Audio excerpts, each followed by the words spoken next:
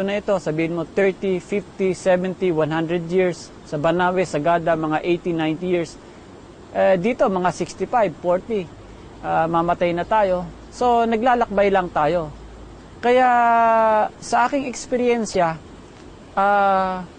nung pinagkalooban itong ako ng paggagamot, yung tinatawag na seventh angel ng simbahan ng Laodicea, na dito to sa Apocalypse chapter 2, the seventh angel of Laodicea, inilagay sa kamay ko yung mga imahen at kulay na talagang pagpapatunay na habang buhay hanggang kamatayan, ako ay meron ng obligasyon at misyon na hindi lang magpagaling ng mga tao, kundi maglagay ng sakit. Paglalagay ng sakit para ang tao ay malapit sa Kanya. Ngayon, ano ang pagpapatunay na talaga itong kamay ko may kapangyarihan o kaloob? Unang-una, noong June 2, 1999, about siguro mga 35 o 40 days bago ako masuspende ng Korte Suprema noong July 20, 1999, nakita ng kasambahay ko na nadinig nila na ako raw nagsasalita ng Amen Jesus.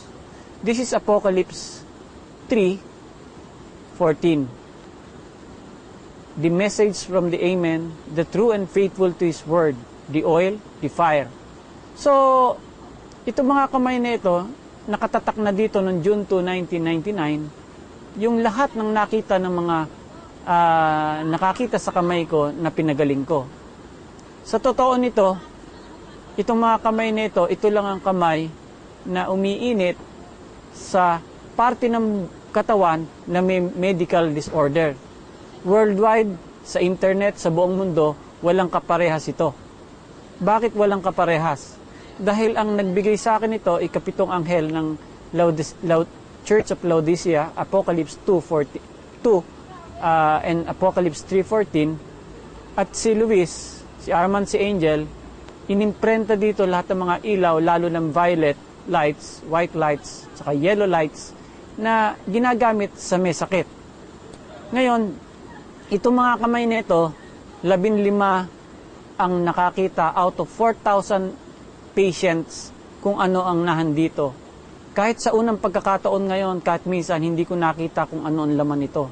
Pero nakita nila kung ano ang nahandito. Nung ginagamot ko sila, nakita nila yung kamukha ng isang Crame Logistics Officer. Nakita niya yung mga ilaw sa mga kamay ko, mga iba't ibang kulay ng ilaw. May isa naman na nakakita ng mukha ng ating Panginoon, Divine Mercy. May isa naman nakakita ng resurrected Jesus Christ.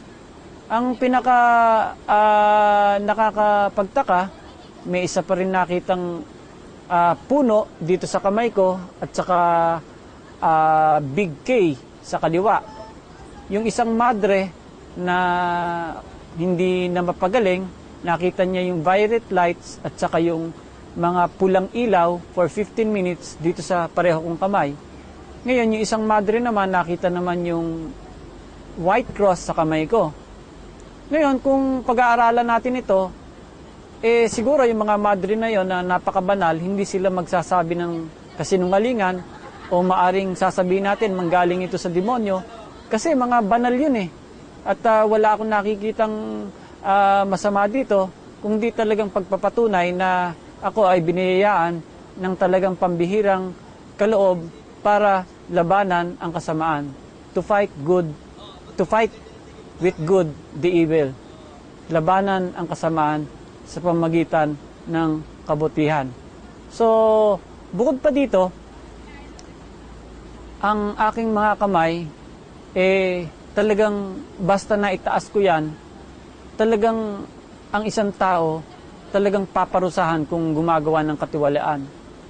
Ngayon, kung gaano kabilis yun, napakabilis. Hindi ka mukha sa ating batas, it will take 5, 10 years, 15 years para magkaroon ng execution o sentensya. Dito mabilis, basta gumawa ka ng katiwalian, right then and there is a sentence, magpa-flash yung lights, at pagkatapos yung mga tao na katiwali, kahit sino sila, kahit mahistrado, kahit na justice, kahit sino sila, paparusahan sila. Kaya nga paulit-ulit ko sinasabi sa kanila na ang parusa sa mga kaaway, sakit at kamalasan. Napakalinaw nito. Kaya kahit ang kanang kamay nila ay pumipirma ng mga desisyon, wala silang magagawa dito sa mga kaibigan nito. Masyado silang high-tech at napakalupit nila, matapang at walang tawak, walang patawad. Pero isa lang ang mensahe, that there is a God, and He is a God who watches us from a distance. Mali kasi yung sinasabi ng mga mercenary evangelist, mga gumagawa ng pera ngayon na ang Panginoon divine mercy lang. Binabasa lang nila yung New Testament portion na angkop para gumawa sila ng pera. Pero hindi nakalimutan nila yung Old Testament message and theological explanation ng ating Biblia na the Lord is the merciless justice. Marami siyang pinatay na walang kasalanan. Not only the firstborn, sa Sodom and Gomorrah, nandyan yung mga nalunod, lahat ng mga pinarusahan niya. Lalo na sa Revelation, inutusan niya yung mga anghel para magkalat ng lagim, para iprepara ang the new kingdom, the new heaven, the new earth, and the new Jerusalem. So ito ang talagang pagpapatunay na ako ang number 5 psychic in the Philippines, at saka bilang the angel of death na susubaybay sa akin, talagang nagpapatunay na lahat ng sinabi kong predictions, about 180 predictions, talagang naganap.